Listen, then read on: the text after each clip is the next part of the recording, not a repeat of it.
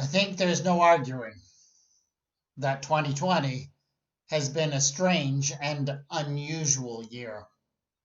And one particular thing about it is this. I have found this year that I cannot read a book, I cannot watch a television show or a movie without having these weird moments of, what do you call it, cognitive dissonance, when what you're seeing on the screen just doesn't quite match with the way you think the world's supposed to work, right?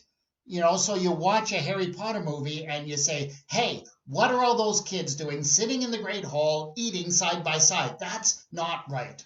Or, I don't know, you watch The Queen's Gambit and say, those two people just met. They should not be shaking hands.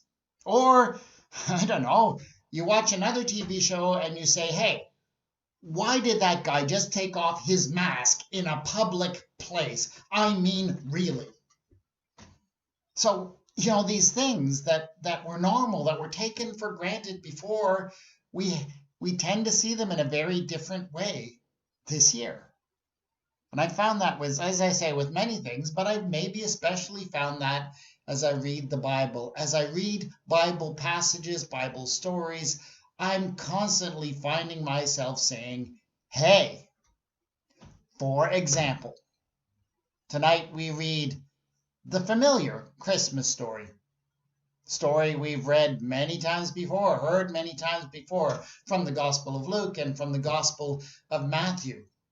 But this year I read and I say, hey,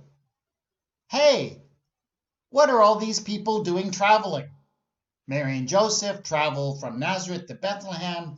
The shepherds travel to go and see the baby in the manger. The Magi, why they travel who knows how far from Persia to Bethlehem.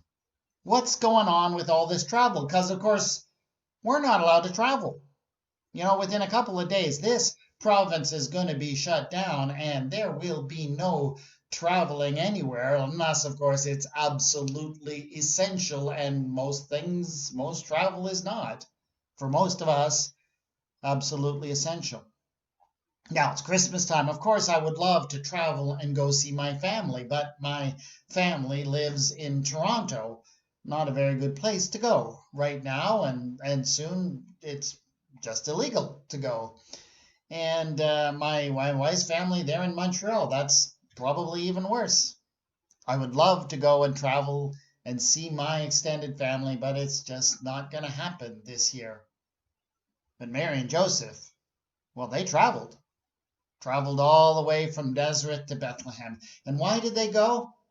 Well, it is complicated, of course, but, there was this census going on that seems to be all tied up into it, but the actual reason why they go is simply because of this. That's where Joseph's family came from. He's going back home, whatever exactly that meant.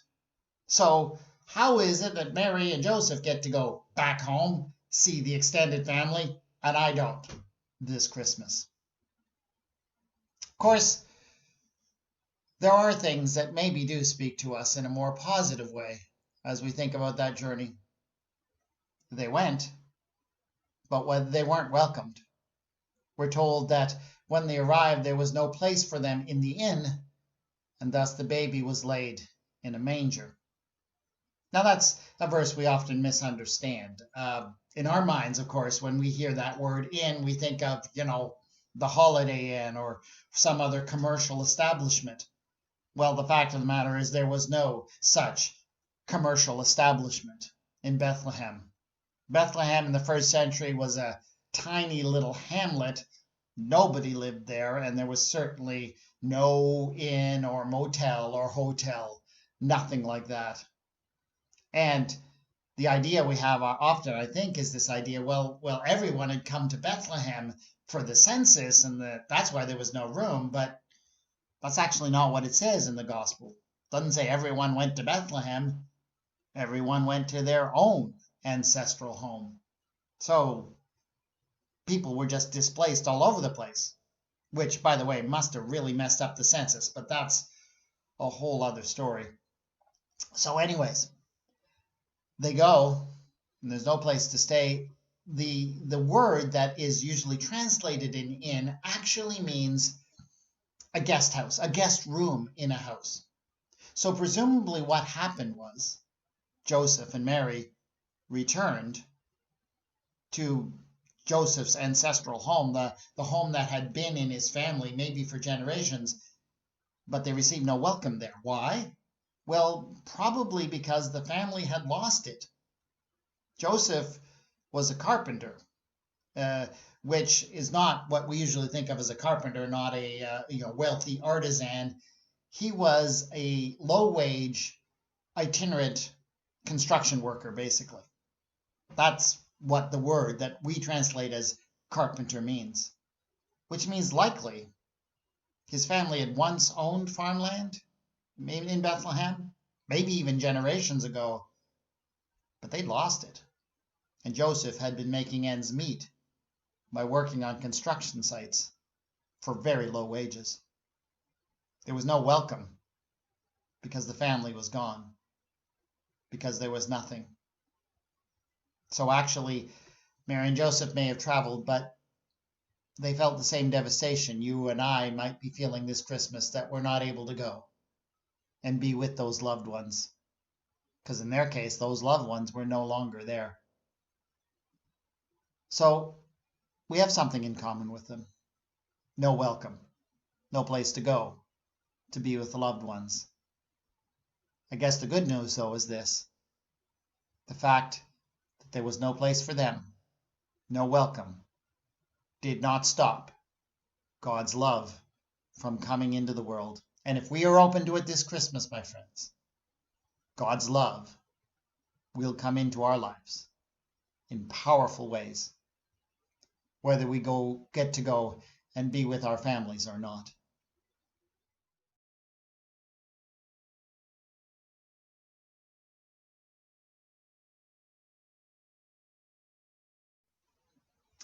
So the angels appeared to the shepherds, and they told them that they'd come to bring them good news for all people, because a Savior had born. And here's the kind of amazing part: the angels specified that the Savior had come for them.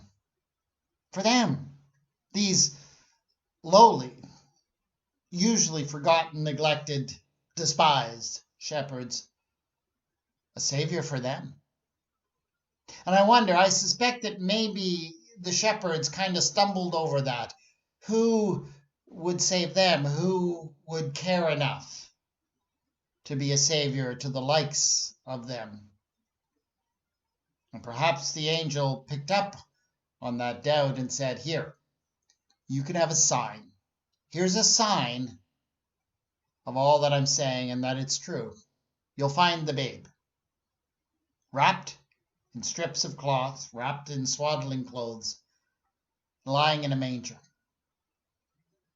So the angels left, and the shepherds went and looked at each other and said, hey, well, let's go see. Let's go and see for itself if this thing's really true, if this sign is really there. Let us go to Bethlehem so we can see this wonder that has been described to us. And they got up and they went to go. And once again, I find myself jealous of these shepherds. They got to go. They got to go see for themselves. Once again, that's not really what we get to do this Christmas. We cannot go and see together. There are many people who would like to be in this church and other churches this evening, together, side by side with sisters and brothers, to not only hear the words of the story, but see for themselves the truth of the story, to see it in the eyes of their sister, their brother, their neighbor in the pew next to them, to feel it in the warmth of a greeting. Yes, there's a Savior for you. But we can't go and see. And yeah, it's one of the things that makes Christmas 2020 a little bit harder. The Christmas message, my friends, is this. The message is Emmanuel. God with us. Not God just in a manger, not God just in the church, God with us where we are. Yeah, we'd like to go and see. And there are, in fact, wonderful signs out there in the world that God is with us. Signs all over the place as people find hope in times of despair, as people find life in the times of death. And we are in times of death. And as light shines out in the darkness, but we can't go and see.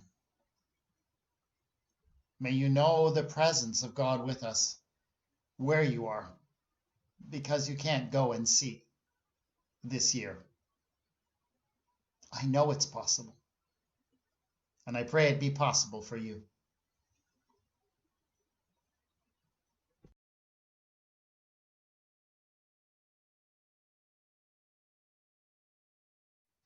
Our final travelers tonight are the Magi, and of course, they travel the farthest of all. Magi were religious leaders in the faith that still exists, of course, today, the faith of Zoroastrianism. They were priests and religious leaders in that community. And at that time, the Zoroastrian faith was centered in Persia. So in all likelihood, what Matthew seems to be saying is that these men all traveled from Persia. That is to say, modern day Iran. And it is a very, very long way from Iran to Bethlehem. Some suggestions can be found in the gospel text that this journey may have taken them up to 2 years. They went a long way. And why did they go? Well, they went, we're told, to see the child. They went to worship. But perhaps most significantly, they went to bring gifts.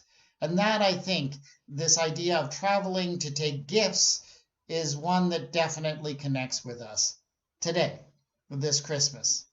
I don't know about you, but I find the idea of traveling to give gifts especially a beautiful thing at Christmas time. Don't you just love to go and travel and see friends or family that are at some distance and go and take them and give them gifts? And just the delight of handing them the gift, having them rip open the paper, seeing their reaction when they see what you got for them. That's worth the price of admission. That's worth the traveling in many cases. We love to travel to give gifts. It's one of the things that makes Christmas really special.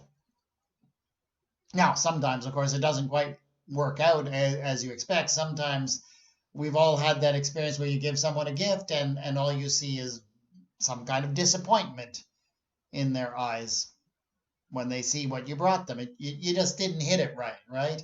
And I kind of wonder, I wonder if maybe it was the same thing for the Magi. I mean, can you imagine little baby Jesus opening up a little package and, oh, look, it's all full of myrrh. Maybe he was a little disappointed,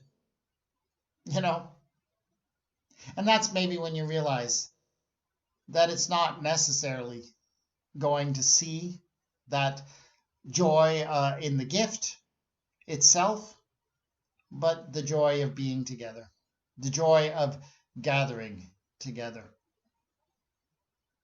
Of course, this year we don't get to do that. We don't get to travel distances to go see friends and relatives and take them gifts, and we don't get to see their reactions in their eyes unless it's over Zoom or something like that as they open their gifts. So, yes, this year we are also jealous of the Magi. So what do we do with that? We can't travel to give. Well, I think it is important to remember that Christmas is about giving, about the importance of giving. And the honest truth is this. In that disappointment, in the baby Jesus' eyes, opening a package of myrrh, we realize that it's not necessarily the gift. It's not necessarily that you get the gift just right. It's that you were able to show that token of love. Why do you give? Do you really give because that's what the other person wants? Or do you give for yourself? And I think the best givers know that you give for yourself. You give because that exercise of generosity is what makes things worthwhile, that makes us see the world differently, that makes us see ourselves differently. That ability to give is important, whether we get to give it to the person in person and see the light in their eyes when they open the package. We can all practice generosity this Christmas, and it's really important that we do. Generosity towards the community, especially those in need in the community. Generosity towards the church and other worthwhile things that are happening that are worthy of our support. We do these things not merely for those things that need those support, but for ourselves as an expression of who we are, of freeing ourselves from our dependence on possessions to tell us who we are. I pray that your exercise in generosity this year would help you to get to the very core of what it means to be a faithful follower of Christ, what it means to know the truth that God is with us, Emmanuel, which is what the Christmas story is all about.